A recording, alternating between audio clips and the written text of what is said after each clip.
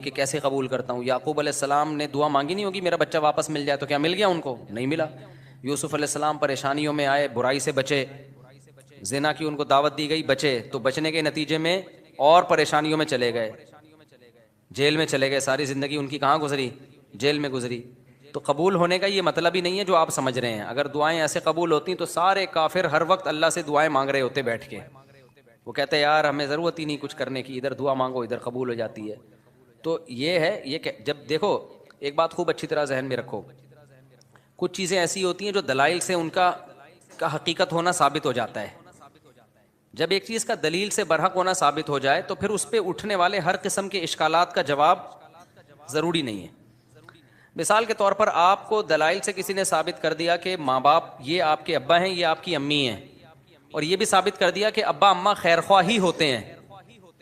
ये जब साबित हो जाए ना, तो फिर अब्बा अम्मा अगर आपको कोई कड़वी चीज़ भी खिला रहे हैं तो फिर अब्बा अम्मा को ये साबित करने की जरूरत नहीं है कि बेटा इसमें तुम्हारा फायदा है, क्योंकि फिर वो दलील देंगे इसमें तुम्हारा फायदा है। आप कहोगे फिर ये कड़वी क्यों मुझे खिला रहे हो, मीठी क्यों नहीं खिला रहे मुझे, और कड़वी खा रहा हूं तो मुझे मोशन भी लग रहे हैं इससे। तो अब्बा अम्मा के पास इतना टाइम नहीं होता। वो कहेंगे जब एक दफ़ा मान लिया ना कि हम तुम्हारे खैर ख्वाह हैं तो हम कोई ख़राब चीज़ तुम्हें नहीं खिलाएंगे। डॉक्टर पर जब आपने एक दफ़ा एतमाद कर लिया, पता चल गया कि यह है डॉक्टर, तो सुई लगाए, वो ऑपरेशन करे, हत्ता कि वो आपकी टांग भी काट के बाहर फेंक दे, तो ये कसाई पे तो एतराज़ होगा कि यार तू तो कह रहा था मैं तेरा खैर ख्वाह हूं, तूने मेरी टांग काट दी। लेकिन डॉक्टर अगर वो सही डॉक्टर है, दलाइल से साबित हो जाए, तो फिर उस पर एतराज़ नहीं होगा। इसकी मिसाल ऐसे है जैसे हमसे गैर मुस्लिम लोग एतराज़ करते हैं कि इस्लाम में इस्लाम के ये हुक्म गलत है, ये हुक्म गलत है, ये हुक्म गलत है। हम उनसे कहते हैं फ़र्ज़ कर लो इससे इस्लाम का गलत होना साबित हो गया, तो फिर हम क्या करें? इस्लाम छोड़ दें? फिर हम जिस चीज़ की तरफ जाएंगे वो तो इस्लाम से भी ज़्यादा, अगर फ़र्ज़ कर लो इस्लाम को गलत मान लेते हैं, तो वो जिस चीज़ की तरफ हम जाएंगे वो तो इस्लाम से भी ज़्यादा गलत है।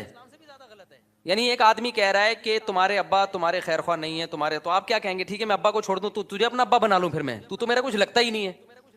एक दफ़ा कुछ क्या हुआ, ईसाइयों की तरफ से या किसी और मज़हब की तरफ से कुछ इश्कालात आए। उन्होंने कहा इस्लाम पे इनको कुछ इश्कालात हैं। मैंने कहा मैं उन इश्कालात का जवाब दूंगा, लेकिन एक मिसाल है कि अगर आपको वो जवाब नहीं मिलता तो क्या मैं ईसाई हो जाऊं?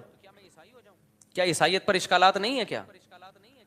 तो ये दुनिया में हो नहीं सका कि हर चीज़ 100% हर चीज़ आपकी समझ में आ जाए। जब कुछ बेसिक चीज़ें जब समझ में आ जाती हैं तो फिर आगे हथियार डालने पड़ते हैं आपको कि भाई आगे वो समझ में आए ना आए, आपने ये मानना पड़ता है कि जो चीज़ समझ में आ जाए ठीक है, नहीं आए तो भाई मेरा इल्म क्या है, नाकिस है। पहली बात ये कि ये जो इन्होंने लिखा कि अल्लाह ताला ने, इस्लाम ने कुछ बातें की हैं, दुआएं कबूल होती है, कदम बढ़ाओ अल्लाह तुम्हारा साथ देंगे, अल्लाह तुम्हें जो है ना, तुम 2 कदम बढ़ाओगे अल्लाह 4 कदम बढ़ाएगा।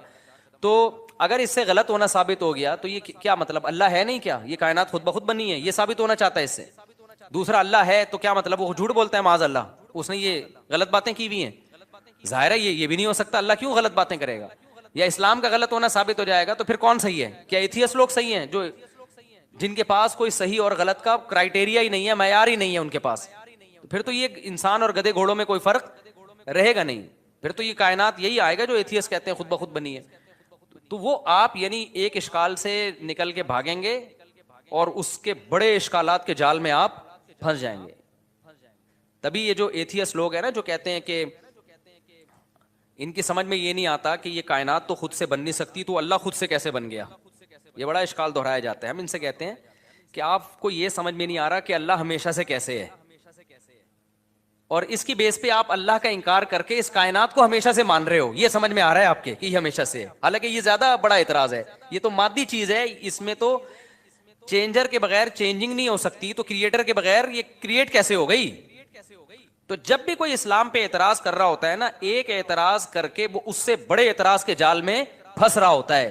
तो आपको अपनी अकल के घोड़े वहां रोकने पड़ते हैं। आप कहते हो यार कुछ चीजें ऐसी हैं जो जहां अकल हमारी रसाई करती है, और कुछ चीजें ऐसी हैं वहां हमें हथियार डालने पड़ते हैं।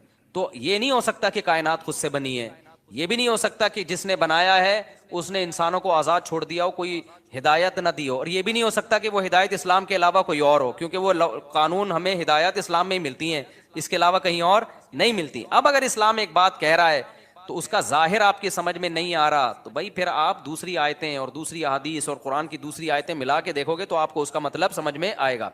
अल्लाह ने ये बातें की ही नहीं है। जो कह रहे हैं ना इस्लाम तो बातें करता है, अमली तौर पर तो कुछ नजर नहीं आता, ये बहुत से लोगों को इश्काल होता है। कितनी ज्यादातर आशिकों के साथ ऐसा होता है एक आशिका थी, डॉक्टर पे आशिक हो गई थी।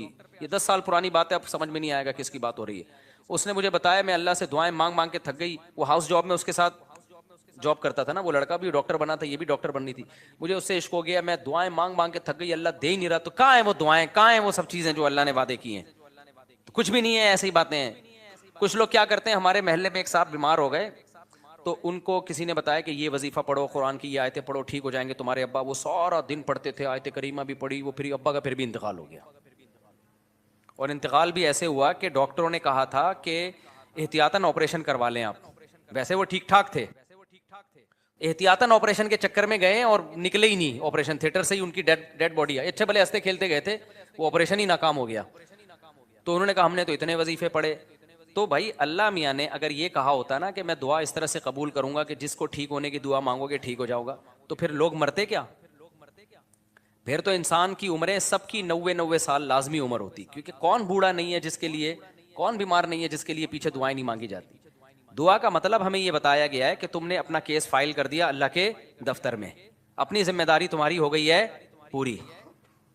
बड़ा ऑफिसर बैठा होता है ना, तो आप जाते हैं उससे कोई रिक्वेस्ट करते हैं, कहते हैं भाई ये प्रोसेस है, इसको फॉलो करो और अपनी फाइल यहाँ वीजे के लिए आपने अप्लाई कर दिया ना, ठीक है, आपकी जिम्मेदारी क्या हो गई, पूरी होगी। आपको इंटरव्यू के लिए बुलाया जाएगा, हमने वीजा देना होगा देंगे, नहीं देना होगा नहीं देंगे। तो हमने अपनी जिम्मेदारी पूरी कर ली है। बाकी अल्लाह का काम है, वो उस तरह से दुआ कबूल करता है या उस तरह से दुआ कबूल नहीं करता। लेकिन उसने कहा मैं कबूल करता हूँ, क्या मतलब? फिर उसने कबूल करने का मतलब हमें बताया है। बाज़ दफ़ा मैं वही चीज़ तुम्हें पकड़ा दूंगा जो तुम चाह रहे हो, बाज़ दफ़ा उसका कोई ऑल्टरनेट मैं तुम्हें दे दूंगा, बाज़ दफ़ा कोई मुसीबत आने वाली होगी, वो मुसीबत मैं तुमसे टाल दूंगा। कुछ भी नहीं, आखिरी दर्जा हदीस में आता है, उसके बदले में अजर दे दूंगा जो आखिरत में मिलेगा तुम्हें। अब जिसको आखिरत पर ईमान होगा वो मान लेगा, जिसको नहीं होगा तो अल्लाह कहते हैं जाओ ना मानो। फिर तो बदमाशी थोड़ी अल्लाह के सामने किसी की। कोई कहता है यार आखिरत में क्यों, मुझे दुनिया में चाहिए, अल्लाह कहते हैं तुम आखिरत को नहीं मानते तो जाओ तुम। तो ये अल्लाह में बातें ये वाली की हैं जो मैं आपको बता रहा हूं। इन बातों में अल्लाह पूरा ना उतर रहा हो तो फिर आप बात करो। और ये भी आपकी बात है कि आपको पूरी होते हुए नजर नहीं आ रही। हमने अपनी जिंदगी में अपनी दुआओं को पूरा होता हुआ, मेरे कितने मसाइल हल हुए हैं अल्हम्दुलिल्लाह। आज तक जितने मसाइल में मैंने अपने आप को डाला हुआ है, आप सोच सकते हो कितनी जिम्मेदारियों में डाला हुआ है ना हमने अपने आप को। हमारे तो सारे मसाइल भाई दुआओं से ही हल हो रहे हैं। सारे मसले अल्लाह का शुक्र है हमारे दुआओं से हल हो रहे हैं। बल्कि मुझे तो डर लगता है कि अल्लाह हमसे कहेगा तुम्हारा अमल तो कुछ भी नहीं है, सारे मसले हमने तुम्हारे क्या कर दिए, हल कर दिए। तो या तो भाई आपने कुछ ऐसे मसले बनाए हुए हैं जो मसले हैं नहीं, वो आपके अपने बनाए हुए मसले हैं, या फिर आपने अल्लाह पर को, ये जो हम कहते हैं ना ये करूं तो ये पूरा हो जाए, इसका मतलब अल्लाह आप हैं और अल्लाह क्या है, आपका बंदा है। फिर वो अगर आप ये चाहते हो ना मैं यूं कहूं और अल्लाह यूं कर दे, तो फिर तो अल्लाह आप बन गए ना भाई। जिसका ऑर्डर चलता है, जिसकी बात 100% मानी जाती है, बॉस तो वो होता है। क्या ख्याल है? तो पैगंबरों की सीरत, कुरान ने जो इतनी लंबी लंबी सीरत बयान की, मूसा अलैहिस्सलाम के बारे में बताया कि बनी इसराइल को वादे करते रहे कि अल्लाह तुम्हें गलबा देगा, अल्लाह तुम्हें। बनी इसराइल ने एक दिन तंग आके क्या कहा है, ऊदीना मिन क़ब्ली अन तातियना व मिन बादि मा जीतना, ए मूसा तेरे आने का कोई फायदा नहीं हुआ, आने से पहले भी टेंशन थी, आने के बाद भी टेंशन। मूसा अलैहिस्सलाम ने क्या कहा, असा रब्बुकुम अन यरहमकुम, उम्मीद है अल्लाह रहम करेगा, उम्मीद है अल्लाह क्या करेगा, रहम करेगा। और बिल्कुल एंड में ले जाके ना, जब बनी इसराइल ने कहा अब तो मर ही गए, बिल्कुल दरिया के किनारे खड़े हुए कह रहे अब तो बस मारे गए, मूसा अलैहिस्सलाम उस वक्त भी क्या कह रहे हैं, भाई अल्लाह मेरे साथ है। उस वक्त ये भी नहीं कहा मदद करेगा, साथ है, जो हो रहा है हमारे हक में बेहतर, भले शहादत दे दे यहाँ पे, ठीक है ना, भले शहादत दे दे, लेकिन मेरे साथ अल्लाह है, मैं इसको नाकामी नहीं समझता, जो भी मेरे साथ हो रहा है मैं इसको नाकामी नहीं समझता। तो सहाबा किराम तो जंगों में शहीद हुए हैं, और शहादत से पहले क्या कह रहे हैं, फुज़तु व रब्बिल काबा, रब्बे काबा की कसम हम क्या हो गए, कामयाब। हालांकि वो तो 100% नाकामी है। जो आदमी मौत के मुंह में जा रहा है उसके तो सारे प्रोग्राम ही जाया हो गए ना, उसके तो सारे विजन की ऐसी की तैसी हो गई। लेकिन वो मरते हुए क्या कह रहे हैं कि हम कामयाब हो गए। वजह क्या है कि भाई जो अल्लाह हमारे साथ कर रहा है, हमें यकीन है कि वो हमारे हक में बेहतर ही हो रहा है, हमारे हक में बुरा नहीं हो रहा। तो आपको अपने आप को अल्लाह का बंदा बना के जिंदगी गुजारनी है। जिस तरह से अभी आप चाहते पूरी करना चाह रहे हैं ना, उसके लिए अल्लाह ने जन्नत रखी है, वहां बटन दबाते ही सब कुछ हो जाएगा, सही है ना। वहां दुआ का जाहिर कबूल होगा। वलकुम फीहा मा तश्तही अनफुसुकुम, अल्लाह ने जो बातें की है ना, कह रहे हैं अल्लाह जो बातें करते हैं वो होती तो नजर नहीं आ रही। अल्लाह ने जन्नत के बारे में ये बातें की हैं, वलकुम फीहा मा तश्तही अनफुसुकुम, जो चाहोगे वो तुम्हें मिलेगा। दुनिया के बारे में अल्लाह ने ये कहा नहीं है, जो अल्लाह ने बातें की हैं दुनिया के बारे में वो सूरह बनी इसराइल में है। अल्लाह ताला फरमाते हैं कि मन काना युरीदुल आजिलता अज्जलना लहू फीहा मा नशाउ लिमन नुरीदु।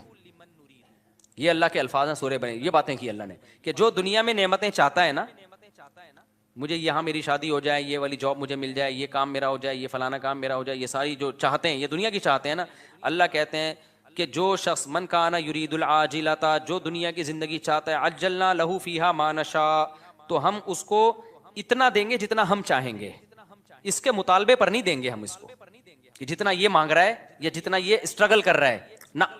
बहुत सौ की स्ट्रगल की ऐसी की तैसी हो जाएगी। बहुत सौ आपने देखा होगा ना, 7 कामयाब लोगों की 7 आदतें, वो जो किताबों में लिखा होता है, तो वो 7 से 14 आदतें होती हैं बाज़ लोगों में, फिर भी नाकाम हो जाते हैं। उन्होंने सिर्फ कामयाब लोगों की किताबों में लिखा हुआ होता है कि जो दुनिया के बड़े बड़े कामयाब लोग हैं इनमें ये खसलतें पाई जाती थी। आपने क्या किया, वो खसलतें अपने अंदर पैदा कर ली, फिर भी नाकाम ही हो गए आप। तो उस पर भी किताबें आनी चाहिए कि 7 कामयाब लोगों की अलामतें जो 25 नाकाम लोगों में पाई गई हैं। तो अल्लाह मियाँ ने जो बातें की हैं, जो ये कह रहे हैं अल्लाह मियाँ सिर्फ बातें ही करते हैं, पूरे तो हो नहीं रहे, तो अल्लाह मियाँ ने जो बातें की हैं दुनिया के बारे में, जो अल्लाह मियाँ ने बातें की हैं, मन काना युरीदुल आजिलता, अल्लाह कहते हैं जो दुनिया की नेमतें चाहेगा, अज्जलना लहू फीहा मा नशा, हम इसको दुनिया में दे देंगे जितना हम चाहेंगे, जितना ये मांग रहा है, जितना ये चाह रहा है। अगर ऐसा होता तो जरदारी 5 साल के लिए सदर बनता, फिर अगले 5 साल के लिए फिर दोबारा जरदारी साहब ने बन जाना था, अगले साल के लिए भी सारे ही बन रहे होते सदर, और सिस्टम ना चलता जो अभी हमारी कंट्री में क्या चल रहा है, सिस्टम चल रहा है। दूसरा अल्लाह फरमाते हैं लिमन नुरीदू, फरमाए ये थोड़ा भी उसको मिलेगा जिसको हम चाहेंगे, जितना हम चाहेंगे, जिसको हम चाहेंगे। ये है यहाँ पे दुनिया की बात। आखिरत की अल्लाह फरमाते हैं वमन अरादल आखिरता वसअ लहा सअयहा व हुवा मुमिनुन फउलाइका कान सअयुहुम मशकूरा, जो आखिरत चाहेगा और उसकी कवायद पूरे करेगा, इनको इनकी मेहनत से यकीनी भी मिलेगा और ज्यादा भी मिलेगा।